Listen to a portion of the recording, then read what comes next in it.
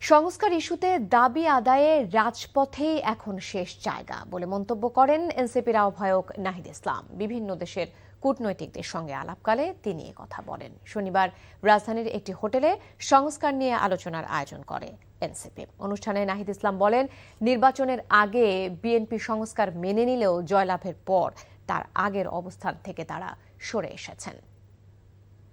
খুব স্পষ্টভাবে বলেছি যে সরকার বা বিএনপি একটা ছলচাতুরি করছে। তারা জুলাই সনদকে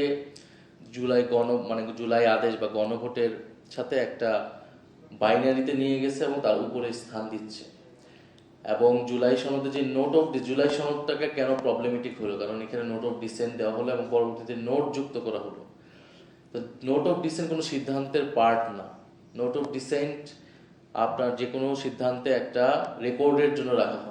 তো এই কারণে কিন্তু আমরা তখন সাইন করি নাই, এটার লিগাল ভিত্তি চাইছি। তো এখন তো গণভোট যখন হয়েছে, গণভোটই আসলে রিয়েল ম্যান্ডেট।